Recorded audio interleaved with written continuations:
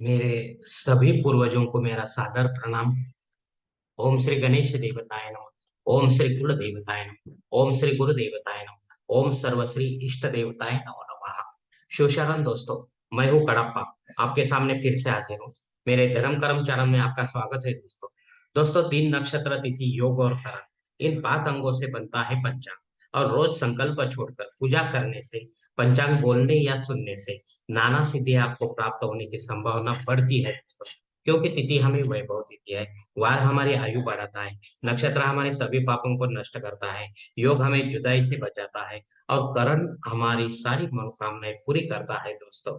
लेकिन इसके लिए हमें शास्त्र शुद्ध स्वधर्म का पालन करना चाहिए, अंतःकरण शुद्ध करना चाहिए। वास्तु दोष अगर है तो उसे हमें नष्ट करना चाहिए। हमारा भक्ति मार्ग शास्त्रविद कर्मों से भरा होना चाहिए। आत्मा परमात्मा का मिलन हमारे जीवन का उद्देश्य होना चाहिए दोस्तों। इसके बाद ही हमें कोई सिद्धि प्राप्ति की आशा करनी चाहिए दोस्तों। दोस्तों, अब आप आपको पंचांग तक का सुनाने जा रहा हूँ। इसका उपयोग आप किसी भी धार्मिक कर्म कांड में आराम से कर सकते हैं दोस्तों। दोस्तों, आज तारीख 27 अक्टूबर 2023, शालिवान शक 1945, संवत्सर शोभन, आयन दक्षिण, ऋतु शरद, मास अश्विन, पक्ष शुक्ल, तिथि दोस्तों आज की त्रयोदशी तिथि है। सुबह 6:57 के बाद चतुर्दशी तिथि शुरू होगी। वार शुक्रवार है दोस्तों। नक्षत्र दोस्तों उत्तरा भाद्रपदा नक्षत्र है। सुबह 9:25 के बाद रेवती नक्षत्र शुरू होगा। योग दोस्तों हर्षण योग है। रात 2:01 के बाद वज्र योग शुरू होगा। करण दोस्तों तैतिल करण है।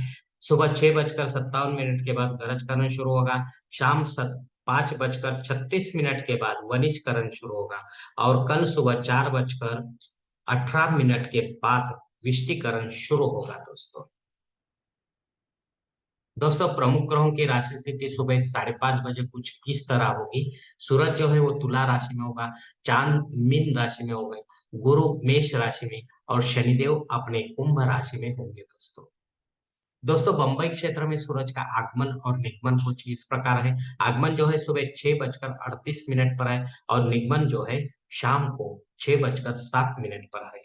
दोस्तों, इस पंचांग के आधार पर आज के नित्य देव पूजा का संकल्प अब हम जोड़ेंगे। इसके लिए अब आप अपने दाहिने हाथ की हथेली पर थोड़ा सा जल, थोड़े अक्षत, एक फूल या फूल की पंखुड़ी लिए दोस्तों, और यह संकल्प बोलना शुरू कर दे।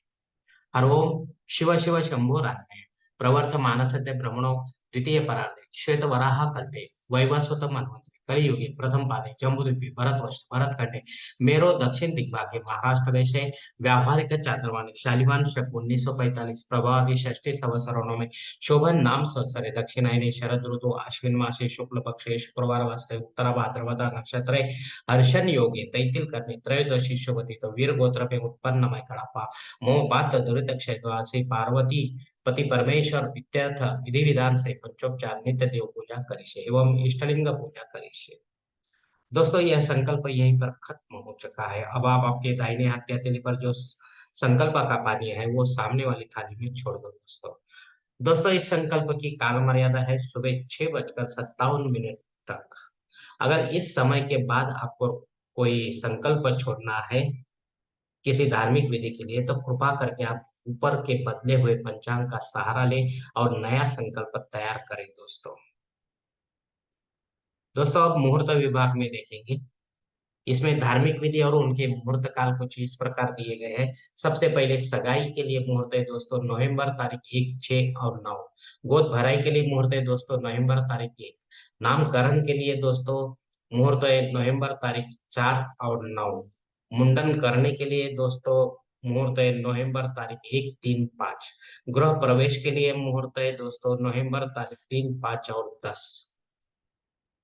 मुहूर्त के दूसरे भाग में देखेंगे दोस्तों, जनेऊ संस्कार के लिए मुहूर्त है दोस्तों जो अश्विन और कार्तिक मास में नहीं है, सीधा जाके माघ मास में है दोस्तों। शादी ब्याह करने के लिए, वास्तु शांति करने के लिए, भूमि पूजन तथा पायाभरण करने के लिए दोस्तों कार्तिक मास में मुहूर्त है। इस अश्विन मास में कोई मुहूर्त नहीं है। देव मूर्ति की प्राण प्रतिष्ठा अगर आप करना चाहते हो तो भगवान विष्णु और माता देवियों की आप कर सकते हैं। पंडित के माध्यम से देवकाल में और घर पर या मंदिर में कर सकते हैं दोस्तों। इसके लिए मुहूर्त दिए गए नवंबर तारीख 3, 5 और 10। दोस्तों प्राण प्रतिष्ठा के बाद भी आपकी जिम्मेदारी बढ़ जाती है कि क्योंकि मूर्ति जो होती है उसके ऊपर रोजाना आपको अभिषेक करना होता है। भगवान विष्णु की मूर्ति पर आपको श्री पुरुष सूक्त का अभिषेक लेना है और देवी माताओं की मूर्ति पर आपको श्री सूक्त का अभिषेक डेली लेना है दोस्तों। अगर आप नहीं लेंगे तो उसमें का देवत्व जो है वो कम होते जाता है दोस्तों, और आपकी सेवा खंडित मानी जाती है दोस्तों। दोस्तों इस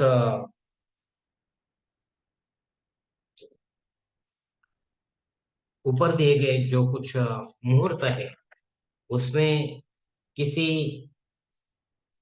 दिन समय की पाबंदी हो सकती है।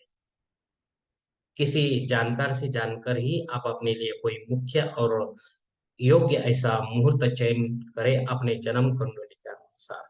अपने फायदे के लिए पंडित के माध्यम से जबरन कोई नया मुहूर्त निर्माण न करें या गौण या आपातकाल के मुहूर्तों का भी चयन न करें, तभी आप सही मुहूर्त का आनंद उठा पाओगे दोस्तों। दोस्तों आप पंचांग में दी गई कुछ और महत्वपूर्ण जो जानकारी वो हम देखेंगे। पंचांग शुद्धि दोस्तों 6 दिन है, दिन अच्छा नहीं है क्योंकि जो चतुर्दशी तिथि है वो दोनों सूर्योदय में हाजिर नहीं है दोस्तों। दिन विशेष दोस्तों त्रयोदशी है, और त्रयोदशी यानी प्रदोष व्रत है। इस प्रदोष व्रत का जो भी आचरण करते हैं दोस्तों उन्हें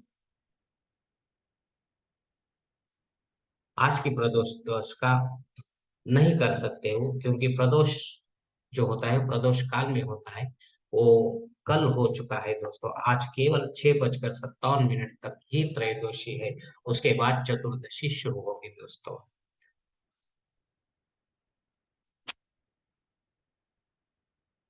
दोस्तों 9:25 के बाद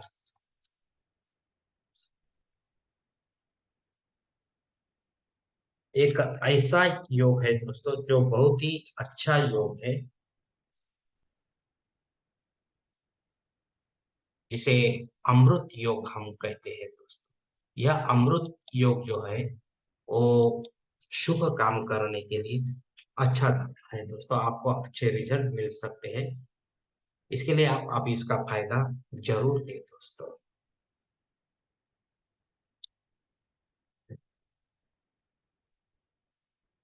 दोस्तों अग्नि धरती पर हाजिर है।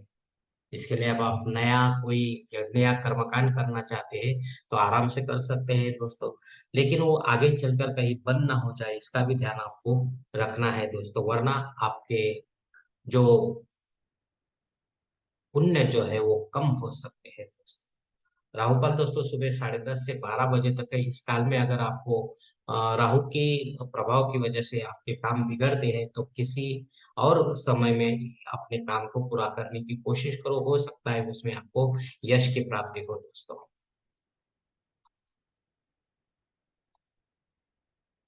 दोस्तों संकल्प छोड़कर कोई भी धार्मिक कर्मकांड होता है वो संबंधित देवता तक जल्द पहुंच जाता है, और संबंधित देवता हमें उस कर्मकांड का फल प्रदान करते हैं दोस्तों, क्योंकि हम ही होते हैं ऐसे धार्मिक कर्मकांड के करता धरता।